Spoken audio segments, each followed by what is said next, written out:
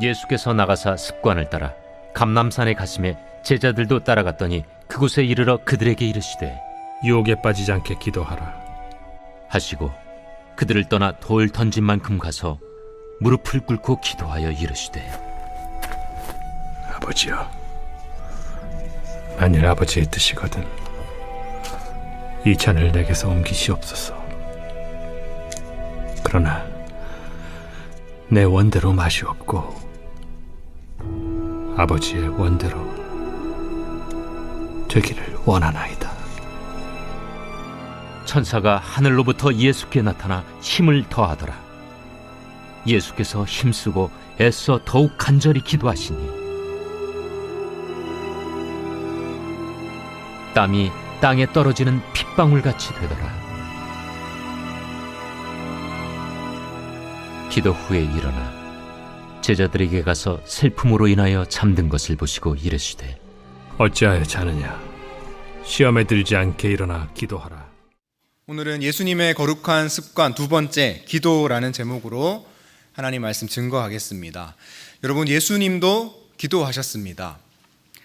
성경은 예수님의 기도를 그렇게 자주 기록하고 있습니다. 우선 예수님은 공생애를 시작하시면서 광야로 나가 기도로 공생애를 시작하셨습니다. 제자들을 훈련시키기 위해 밤바다에 제자들을 보내놓고 예수님은 산으로 올라가서 기도하셨습니다.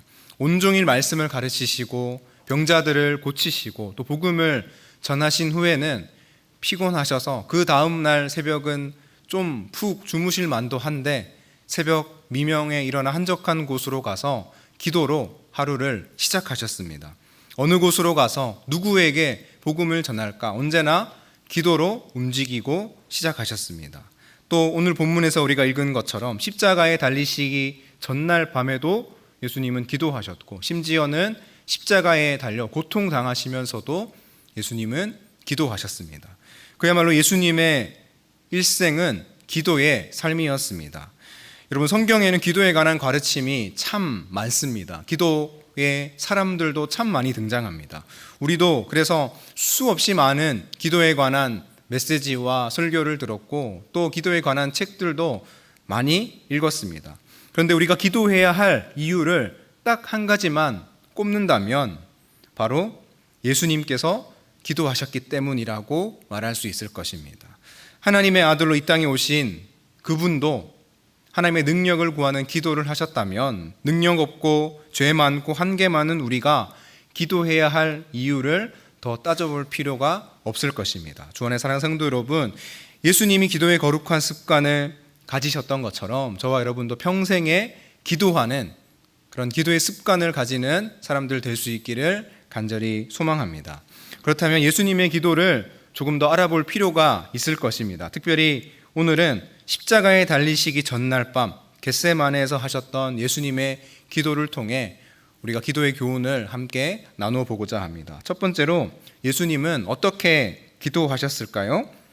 결론부터 말씀드리면 예수님은 습관을 따라 기도하셨습니다. 오늘 보면 39절 말씀을 보시면 예수께서 나가서 습관을 따라 감람산에 가심에 제자들도 따라갔더니 예수님께서 십자가를 지시기 전날 밤에 겟세마네, 또 다른 말로 감람산에 올라가서 기도하셨습니다. 여러분, 예수님은 모르시지 않았습니다. 예수님은 알고 계셨습니다. 그날 밤에 예수님께서 붙잡히시게 될 사실과 또 그 다음 날에 십자가에 달려 죽게 될 것이라는 사실도 잘 알고 계셨습니다. 그런데 성경은 어떻게 표현하고 있습니까? 예수님이 십자가 사역을 앞두고 감람산에 겟세마네에 올라가서 기도하셨더라라고 기록하고 있지 않습니다. 예수님께서 습관을 따라 늘 기도하시던 대로 감람산에 오르셨다라고만 기록하고 있습니다. 여러분, 기도는 예수님의 습관이었습니다. 이 습관을 다른 말로 표현한다면 예수님의 기도는 예수님이 살아가시는 실존 방식이었습니다. 여러분, 우리는 숨을 쉬며 살아가죠. 지금도 여러분 숨을 계속해서 쉬고 계십니다. 숨 쉬는 것, 이것이 우리 인간이 살아가고 존재하는 실존의 한 방식이기 때문입니다. 그런데 숨을 멈추면 어떻게 됩니까? 우리는 몇 분 내에 의식을 잃게 되고 더 이상 살 수 없고 더 이상 실존할 수 없는 존재가 될 것입니다. 또 우리는 매일 밥을 먹으면서 살아갑니다. 하루 3끼 밥을 먹는 것, 이것이 우리 인간이 살아가고 실존하는 한 방식이죠. 영양분을 섭취해야만 우리 몸이 에너지를 얻고 우리 몸이 거동할 수 있습니다. 그런데 만약 밥을 먹지 않는다면 당장에는 옆에 사람에게 짜증을 좀 내는 정도가 되겠지만 얼마 지나지 않아서 우리는 살 수도 없고 더 이상 실존한다라고 말할 수 없는 존재가 되고 말 것입니다. 숨을 쉬고 밥을 먹는 것이 우리 육체의 실존 방식이라면 하나님은 어떻게 실존하셨습니까? 하나님은 기도로 존재하고 실존하셨다라는 것입니다.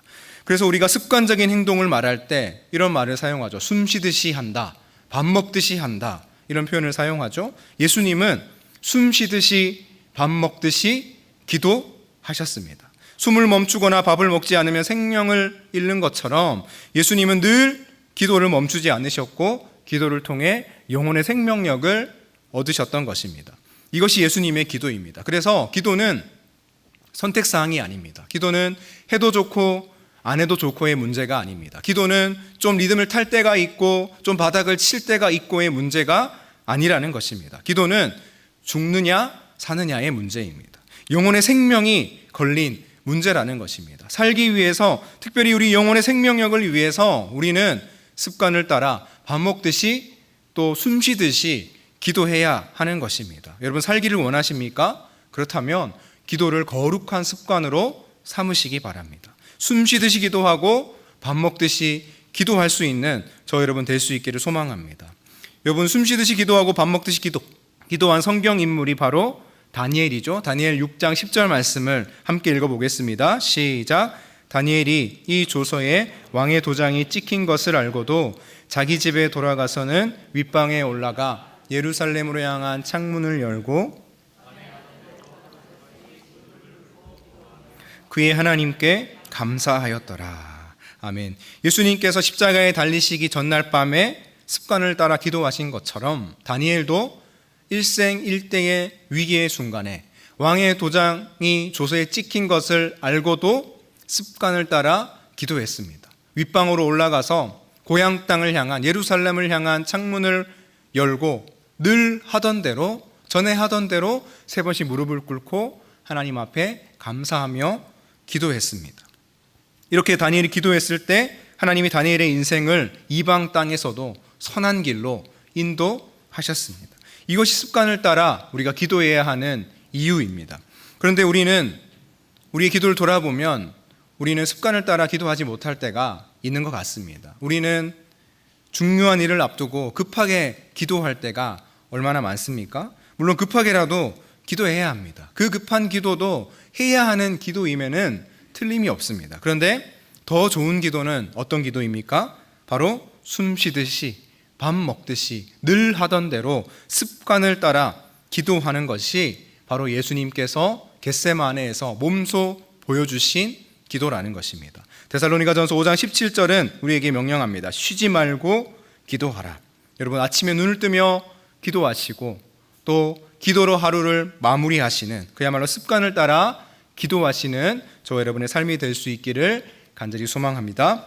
두 번째로, 예수님은 왜 기도하라 하실까요? 오늘 보면 40절 말씀을 보시면 그곳에 이르러 그들에게 이르시되 유혹에 빠지지 않게 기도하라 하십니다. 쭉 내려가서 오늘 보면 46절 말씀을 보시겠습니까? 이르시되 어찌하여 자느냐? 시험에 들지 않게 일어나 기도하라 하시니라. 40절에서는 예수님께서 왜 기도하라고 하십니까? 유혹에 빠지지 않게 기도하라 하십니다. 46절에서는 시험에 들지 않게 기도하라 하십니다. 그런데 사실은 40절의 이 유혹과 46절의 시험은 똑같은 단어입니다. 페이라스모스라는 단어인데요, 이 단어는 문맥에 따라서 유혹이라고도 해석되기도 하고 시험이라고도 해석되기도 합니다. 유혹은 그 주체가 누구입니까? 사단이죠. 사단이 우리를 넘어뜨리려고 주는 페이라스모스가 바로 유혹입니다. 그런데 시험은 누가 주체이십니까? 하나님이시죠. 물론 우리가 시험에도 넘어질 수 있지만 다시 우리를 세우시려는 것이 시험의 목적입니다. 그런데 중요한 것은 유혹이냐 시험이냐를 구분하는 것이 아닙니다. 40절을 다시 보시면 유혹은 빠지는 것이라고 표현하고 있습니다. 46절에서 시험은 드는 것이라고 표현하고 있는데 빠지는 것과 드는 것, 이 두 표현도 원문으로 보면 같은 단어입니다. 바로 에이세르코마이라는 단어인데요, 본래의 뜻은 엔터, 들어가다, 입구로 들어가다라는 뜻입니다. 즉 유혹과 시험 가운데로 쑥 들어가는 행위를 의미하는 표현입니다. 중요한 것은 무엇입니까? 유혹이냐 시험이냐, 사단의 유혹이냐 하나님의 시험이냐를 구분하는 것보다 더 중요한 것은 유혹이든 시험이든 쑥 들어가 버리지 않는 것, 버티고 견뎌내는 것이 더 중요하다라는 것입니다. 지금 예수님을 따라 겟세마네에 제자들이 따라서 올라왔습니다. 이 제자들이 앞으로 어떤 유혹과 시험을 앞두고 있는지 제자들은 몰랐지만 예수님은 알고 계셨죠. 이제 조금 있으면 가룟 유다가 유대인들을 이끌고 와서 예수님을 붙들 것입니다. 또 그 다음 날 예수님은 십자가에 달리시게 될 것입니다. 그때에 제자들이 받을 유혹과 시험은 무엇입니까? 그때의 제자들이 저도 예수님의 제자입니다, 나도 십자가에 달리겠습니다, 예수님 따라서 끝까지 가겠습니다, 이렇게 해야 되는데 혹시라도 예수님 모른 척하고 혹시라도 골고다 언덕과 십자가 주변에 코빼기도 보이지 않게 될까봐, 물론 혹시가 역시가 되었죠. 예수님은 자신을 따라 겟세마네에 오른 제자들이 그러한 유혹과 시험을 당하게 될 것을 미리 알고 계시고 지금 유혹에 빠지지 않도록, 시험에 들지 않도록 기도하라라고 권하고 계시는 것입니다. 제자들은 우리 예수님 십자가에 달리시다니 예수님 가짜였구나, 예수님도 별 수가 없었구나 하고 다 도망가 버리고 유혹과 시험에 빠져버리고 말았죠. 근데 예수님은 그 제자들에게 기도하라고 권면하신 것입니다. 여러분, 예수님이 왜 우리에게 기도하라 하십니까? 왜 우리는 기도해야 합니까? 유혹과 시험에 빠지지 않기 위해서 우리는 기도해야 합니다. 그렇다면 유혹과 시험에 빠지지 않기 위해서 우리의 기도의 방법은 어떻게 되어야 될까요? 오늘 본문을 자세히 보시면 누가는 기도의 공간과 현실의 공간을 구분하고 있습니다. 41절과 45절인데요. 먼저 41절 말씀을 보시면 41절은 공간이 기도의 공간입니다. 41절, 그들을 떠나 돌 던질 만큼 가서 무릎을 꿇고 기도하여. 41절의 주어는 누구이십니까? 바로 예수님이시죠. 예수님께서 제자들을 떠나서 돌 던질 만큼 가서 기도하고 계십니다. 예수님도 곧 자신에게 닥칠 십자가의 잔이라는 유혹과 시험을 앞두고 계셨습니다. 고뇌하셨습니다. 하지만 예수님은 기도의 공간으로 나아가셨습니다. 그래서 유혹과 시험을 다 이기시고 앞에 두고 있는 그 십자가라는 큰 사명을 온전히 이루셨습니다. 기도의 공간 가운데 거함으로 기도를 했더니 유혹과 시험을 이기신 것입니다. 그런데 45절 말씀을 보십시오. 45절은 현실의 공간입니다. 45절, 기도 후에 일어나 제자들에게 가서 슬픔으로 인하여 잠든 것을 보시고, 예수님께서 기도하시고 난 후에 공간을 이동하시죠. 제자들이 있는 공간으로 가십니다. 거기에 제자들은 잠들어 있습니다. 누가는 의도적으로 예수님이 기도하셨던 공간과 제자들이 잠들어 있는 공간을 구분하고 있습니다. 제자들이 잠들어 있는 이 공간은 현실의 공간입니다. 누가는 제자들이 잠든 이유를 45절에 뭐라고 설명하고 있죠? 슬픔으로 인하여. 누가가 말하는 슬픔은 어떤 의미일까요? 상징적인 의미입니다. 제자들이 머물러 있는 현실의 공간, 다른 말로 한다면 기도가 존재하지 않는 비기도의 공간에는 슬픔뿐이라는 사실을 누가는 표현하고 있는 것입니다.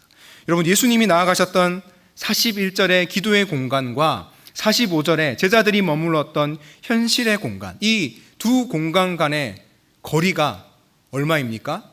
몇 절에 답이 나올까요? 41절에 나오죠. 그 거리는 불과 돌 던질 만큼이었습니다. 예수님의 기도 소리가 막 들렸습니다. 후에 기록을 보면 예수님이 어떻게 기도하셨는지, 얼마나 열정적으로 기도하셨는지 예수님의 모습이 보일 정도의 거리였습니다. 결코 멀리 떨어져 있지 않았습니다. 그런데 제자들은 슬픔뿐인 현실의 공간에서 영적 수면 상태에 빠져 있었습니다. 여러분, 우리는 어디에 있어야 할까요? 슬픔뿐인 현실의 공간에 계시겠습니까? 아니면 불과 돌 던질 만큼밖에 떨어지지 않은 우리 예수님께서 무릎 꿇고 기도하시는 그 공간에 예수님과 함께 거하시겠습니까? 여러분, 영적 잠에서 깨어나 슬픔뿐인 세상을 뒤로하고 그리 멀지 않은 지근거리에 있는 기도의 자리로 날마다 나아가시기를 간절히 소망합니다.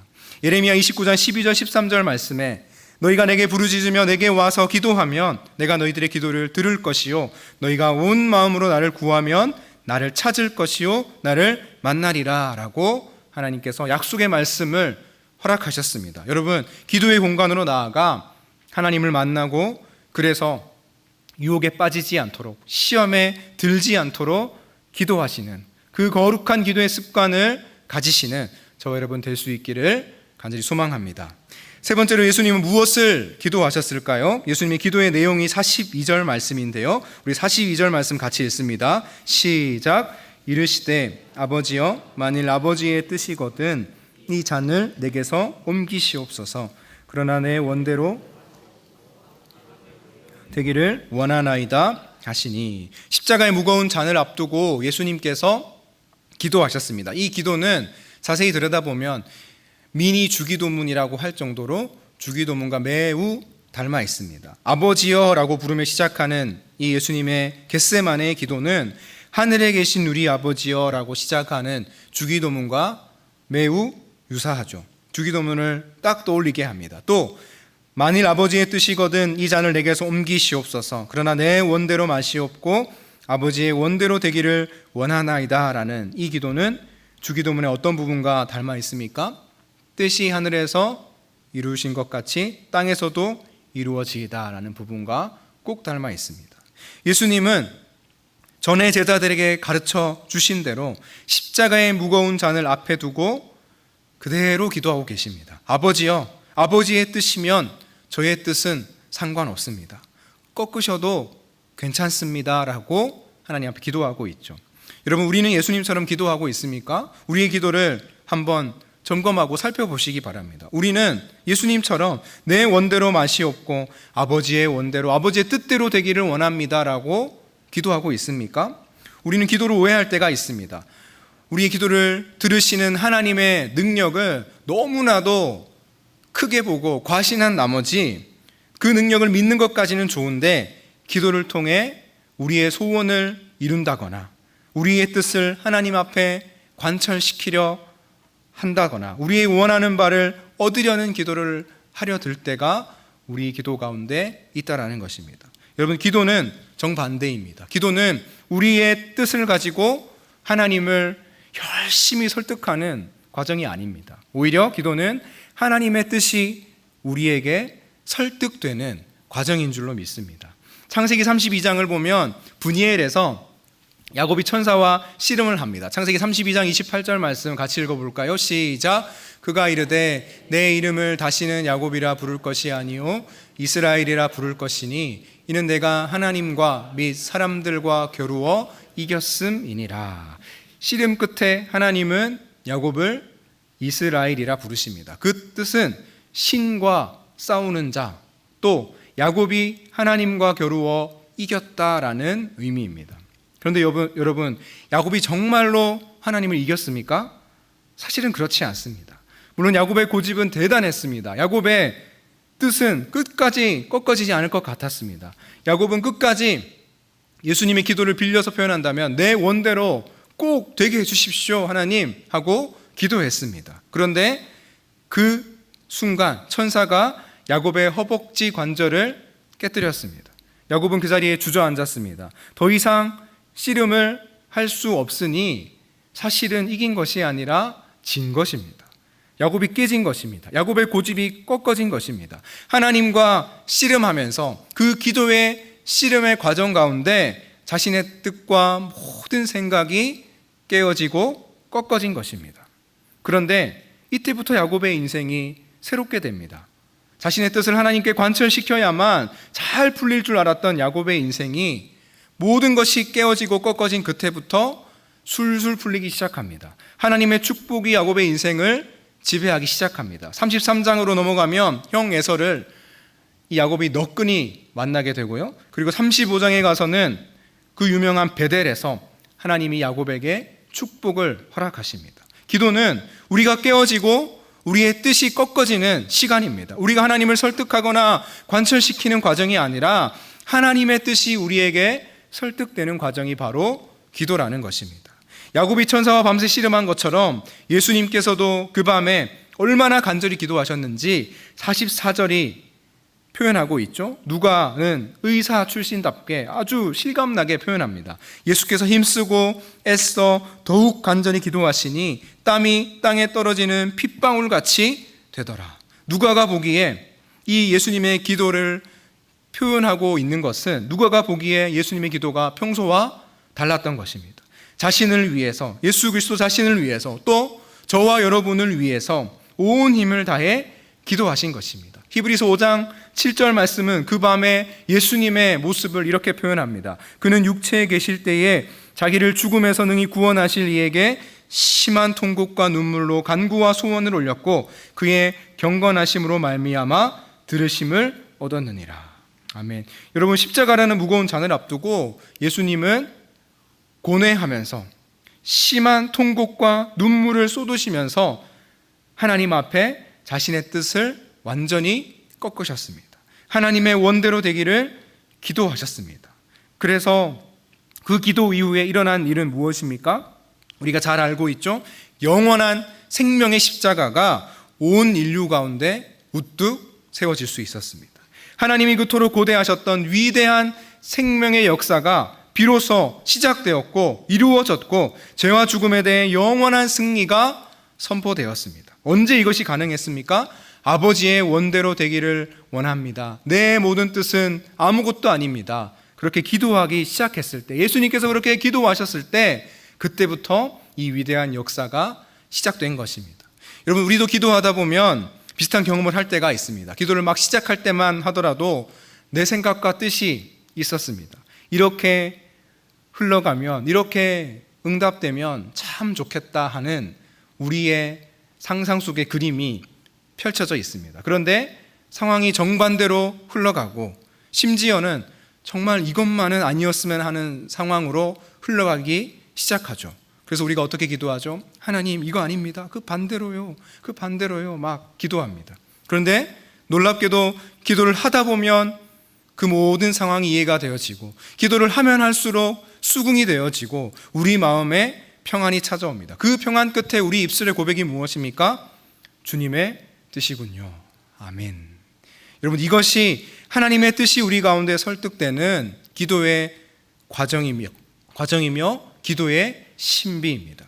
우리는 깨어지면 큰일 나는 줄 압니다. 야곱이 그랬죠. 우리는 깨어지면 죽을 줄로만 생각합니다. 야곱이 그랬던 것처럼요. 하지만 그렇지 않습니다. 야곱의 환도뼈가 깨어진 것처럼 내 생각이 깨어지는 곳에 하나님의 응답이 있습니다. 내 뜻이 꺾어지는 곳에 하나님의 뜻이 세워질 줄로 믿습니다. 내가 항복하면 패배하는 것 같지만 하나님 앞에서의 패배는 실상은 하나님의 승리의 역사가 시작되는 순간인 줄로 믿습니다. 우리의 뜻을 꺾고 하나님의 뜻을 구하는 기도를 할 때 이것이 가능하게 될 줄로 믿습니다. 말씀을 맺겠습니다. 주 안에 사는 성도 여러분, 예수님이 기도하신 것처럼 우리도 기도하기 원합니다. 숨 쉬듯이 밥 먹듯이 습관을 따라 늘 하던 대로 예수님처럼 기도하시기 바랍니다. 슬픔뿐인 현실의 자리를 벗어나 기도의 자리로 나아가 유혹과 시험에 빠지지 않도록 기도하시기 바랍니다. 고통스럽더라도 뼈를 깎는 고통이 있다 할지라도 내 뜻이 꺾어지고 하나님의 뜻이 이루어지는 기도를 마음껏 올려드리시는 저 여러분 되기를 소망합니다. 그래서 예수님이 기도의 거룩한 습관을 가지셨던 것처럼 저 여러분도 평생의 기도의 습관을 쌓아가는 기도의 사람 될 수 있기를 예수 그리스도의 이름으로 축원합니다.